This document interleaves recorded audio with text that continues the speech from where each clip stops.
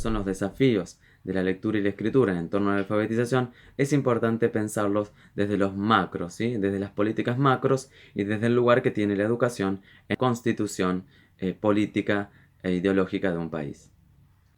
Para entender esto, vamos a pensar en nuestra propia historia o en la historia de muchos de los países latinoamericanos que han pasado por el desarrollo de la independización y con ello la necesidad de construir una identidad nacional. Uno de los aspectos esenciales que transitaron todos los países latinoamericanos fue la necesidad de construir un código común, una lengua compartida que sea identitaria nacional. Este camino que han realizado los países latinoamericanos en la constitución de su independencia como país es lo que nos permite pensar cuáles son los desafíos de la enseñanza de la lectura y la escritura en el contexto de la alfabetización. Cuando un país tiene que construirse y empieza a partir de su identidad, va a tomar como uno de los ejes esenciales para la constitución de la misma la educación. Y en esa educación va a tener un gran impacto, una gran influencia, los procesos de enseñanza y aprendizaje que se van a dar dentro de las escuelas, que tienen un mandato obviamente organizado en función a ciertos documentos curriculares o ciertos documentos de políticas educativas que bajan en torno o en relación a las políticas macros del mismo país. Entonces, para poder construir un país necesitamos construir un código común compartido que nos diferencie de otros. No solo los símbolos, que es algo que realmente que cada país ha ido desarrollando en cuanto a banderas, escudos nacionales. En nuestro país, en Argentina, como ha pasado en otros países latinoamericanos, el auge o la necesidad de inmigrantes para construir una nación es necesaria. Pero en ese venir de inmigrantes y en esas lenguas originarias de cada país, implica generar un borramiento en cierto momento histórico. Ese borramiento implica una etapa que la podemos denominar un Estado, una lengua. Por tanto, en el caso de la Argentina, el auge de los inmigrantes necesarios para la constitución del país, más los pueblos originarios que ya existían en nuestro territorio, pasaron por un proceso de borramiento de sus lenguas. Ese borramiento de sus lenguas implicó en Argentina la castellanización. ¿Sí? Por lo tanto, borrar otras lenguas para crear una lengua nacional. Ese proceso evidentemente estuvo en manos de la educación. En nuestro país, el normalismo, como en otros países latinoamericanos, cumplió básicamente esa función. Generar hábitos compartidos, generar una cultura nacional y especialmente promover un lenguaje común para ser parte y diferenciarnos de otros. Este tipo de tradiciones las podemos encontrar en frases como hablan mal, están hablando mal, empiecen a hablar mejor, esta no es la manera de comunicarnos, tenemos que hablar bien, ¿sí? Y este hablar bien implica borrar una cultura familiar o una cultura originaria. Por ello es importante analizar cuál es el desafío de la educación en este contexto, ¿sí? Pensando que este proceso histórico fue dado en un momento de necesidad de construcción de una nación. Por ello hablamos de un Estado, una lengua. Ahora bien, para poder pensar cómo se construye un Estado, una lengua, es interesante analizar dos grandes conceptos. En principio, el corpus de la lengua y el otro concepto importante es la planificación del estatus de la lengua. Planificación de estatus de lengua y planificación de corpus de lengua es lo que hace o lo que permite definir cuál va a ser la lengua nacional o el código común que vamos a tener. El estatus en este caso va a hacer referencia a cuál será la lengua nacional, el código compartido. Esa planificación se da a nivel de políticas nacionales. La planificación del corpus hace referencia a cómo enseñaremos, a cómo haremos para que sea viable el acceso a esa lengua, ¿sí? En este caso implicará seleccionar cuáles serán los textos, cuáles serán las maneras por las cuales se accederá a esa lengua, a ese estatus de la lengua, a esa lengua que hemos elegido como lengua nacional. En nuestro caso, en Argentina, el estatus de la lengua es el castellano. y el corpus está dado a través a través de las escuelas normales, a través del normalismo, ¿sí? En otros países latinoamericanos también se utilizó el normalismo como vía para accederlo, pero la lengua nacional, el estatus de la lengua es otro, ¿sí? Eso es necesario para identificar o para construir una nación. Ahora bien, si nos posicionamos en el contexto actual, tenemos que pensar que, bueno, una lengua, la constitución de una lengua, la constitución de un país ya está dada. Por lo tanto, los desafíos serán otros. Ya no podemos, no pensamos en el normalismo para la vía o para acercarnos a una lengua nacional. Esto nos orienta o nos lleva a pensar cuáles serán o desde qué lugar se va a posicionar la educación en torno a ello. Hay, podremos decirlo, un multilingüismo, ¿sí? Un reconocimiento a las lenguas originarias en cada uno de los países latinoamericanos y también a las lenguas de frontera, que son aquellos que vienen a nuestro país, aquellos ciudadanos de países limítrofes que vienen a nuestro país y que van a estar en nuestras aulas. En torno a eso aparece un nuevo desafío que es lo de pensar, bueno, no ya una lengua, un estado, sino de posicionarnos desde estados multilingües. ¿Sí? Estados multilingües está organizado en torno a pensar que hay una lengua nacional, un estatus de la lengua, pero no podemos desconocer y ya no tenemos de borrar las lenguas originarias o las lenguas limítrofes. Uno de los desafíos en torno de la lectura y la escritura en este contexto es exactamente cómo conciliar la necesidad del estado de una lengua, pero a su vez respetando lo multilingüe del estado, ¿sí? Un estado multilingüe.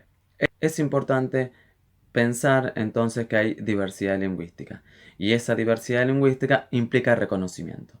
Si no reconocemos a nuestros educandos que vienen o que manejan diferentes lenguas, estaríamos volviendo a un modelo de un estado, una lengua y no iríamos en torno a los desafíos de la educación actual. Por ello, este es uno de los grandes desafíos, que es cómo conciliar un estado de una lengua, un estado multilingüe.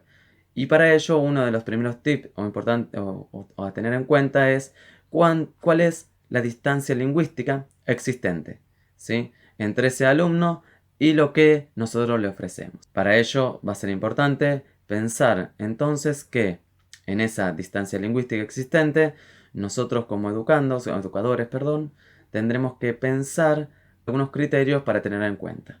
Uno de los criterios para tener en cuenta en este marco es pensar cuál es la primera lengua, cuál es la segunda lengua y cuál es la lengua extranjera.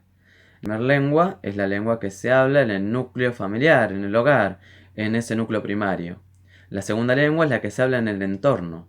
Y la lengua extranjera es aquella que se aprende básicamente en la escuela o que se aprende en otro contexto, ¿sí? De esta manera podemos encontrar como algunos alumnos de pueblos originarios tienen una lengua materna que es propia del pueblo originario. Tienen una segunda lengua que va a ser la lengua que habla en el entorno, que es la que la escuela pretende enseñar. Y existirá una tercera lengua o la lengua extranjera que podría ser el inglés o el castellano o el portugués en función a cuál sea la lengua que ha elegido las políticas nacionales para enseñar en las escuelas. Y esto es un aspecto muy importante tener en cuenta porque siempre que partimos de la enseñanza de la lectura y la escritura, tenemos que pensar cuál es la lengua que maneja este alumno, para desde ahí conocer cuál es la distancia que debe recorrer, la distancia lingüística que debe recorrer para acceder a esta nueva lengua, ¿sí? Entonces, muy importante que lo tengamos en cuenta y por eso es uno de los desafíos de la educación, o especialmente uno de los desafíos de la enseñanza de la lectura y la escritura en el contexto de alfabetización. Otro de los aspectos importantes a pensar, ¿sí? Como desafío de la educación o como desafío de la enseñanza de la lectura y la escritura en el entorno de la alfabetización es, bueno, cuáles son los aspectos o las prácticas que obstaculizan el acceso a la lectura y la escritura. Algunas prácticas en sí, bueno, ya hablamos recién del desafío de acortar esa distancia lingüística. Pero también tenemos otro desafío. Otro desafío es, bueno, ¿desde dónde parto? ¿Sí? ¿Qué pasa con las actividades de aprestamiento? ¿Qué pasa con dejo al alumno, en definitiva, que solo aprenda en un contexto de alfabetización? Estas preguntas que dieron origen a esta ponencia son las que vamos a intentar dar algunas pistas.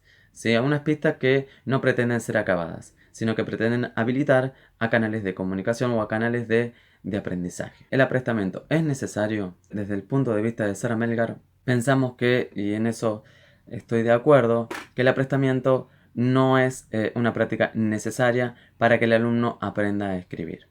El aprestamiento hace referencia a todos esos ejercicios que implican apurar la modulación de la mano, la coordinación visomotora, las actitudes perceptivas, o sea, la posibilidad de percibir y entrenar estas habilidades. Tiene que ver con un punto de vista plenamente madurativo y a través de lo cual hay ciertas prácticas que implican que el alumno podrá flexibilizar o generar movimientos como la pinza, generar movimientos como la de seguir una línea, totalmente desvinculadas y aisladas de lo que es la práctica de escritura y lectura en la escuela.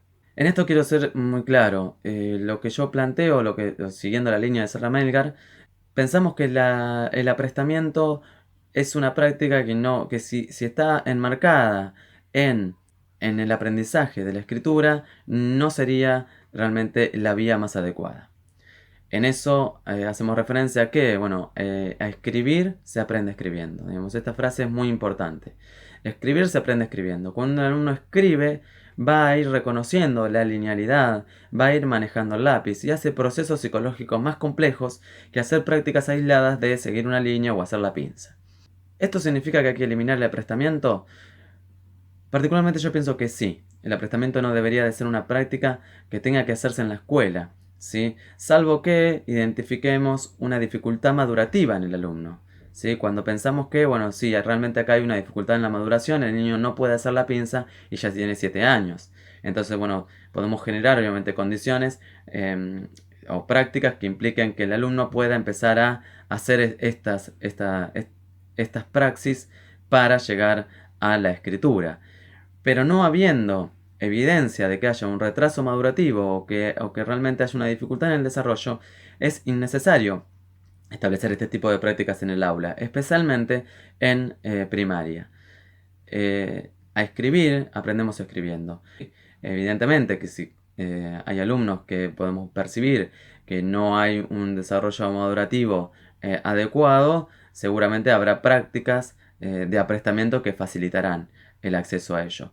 Pero estas prácticas totalmente aisladas de lo que es la enseñanza de la escritura y la lectura no serían justificadas o no estarían justificadas para enseñar a leer y escribir. O por lo menos ese es el posicionamiento que presenta Sarah Melgar y del cual yo considero que es realmente el más adecuado. Porque estaríamos volviendo a, analizándolo desde la perspectiva histórica, pensar en que lo madurativo también a veces termina siendo justificativo de retrasar el aprendizaje de la lectura y la escritura. El alumno que se topa con la lectura y la escritura y va a ir escribiendo, obviamente bajo la guía y supervisión y acompañamiento del docente, no necesitaría de esta etapa de aprestamiento de actividades aisladas que no tienen que ver con realmente la escritura en sí o las prácticas de lectura. Otro de los aspectos importantes a tener en cuenta es, bueno, basta entonces con exponer al alumno, exponer al niño a un ambiente alfabetizador, a un ambiente donde esté rodeado de lectura y escritura, con muchos libros de textos. Sinceramente no. No, hay evidencias que dicen que no, que el alumno por sí mismo va a hacer un recorrido, va a poder descubrir algunas letras, algunas grafías y va a poder hacer este proceso que pudimos ver o que podemos analizar desde un enfoque psicogenético. Sin embargo, también se ha podido evidenciar que si no hay enseñanza explícita, se dificulta, o sea, se generan dificultades en ciertos procesos de segmentación y ciertos procesos ortográficos que son necesarios, que son solo posibles a través de enseñanza explícita. ¿Sí? Por ello, siguiendo la línea de Sarah y siguiendo este posicionamiento, yo también considero que la inmersión por sí sola no va a generar que el alumno aprenda a leer y escribir, sino que necesita de enseñanza explícita. ¿Sí? Esto de la enseñanza explícita, ¿implica tomar un método? Será algo que iremos respondiendo en próximos videos, en próximos ponencias que voy a ir subiendo a este canal. Entonces, ¿cuáles son los desafíos de la lectura y la escritura en torno a la alfabetización? ¿Cuál es el método más adecuado para acceder a la lectura y la escritura? ¿Optamos por métodos sintéticos? ¿Optamos por métodos analíticos? ¿Basta con posicionarnos desde un enfoque psicogenético para que se logre la alfabetización?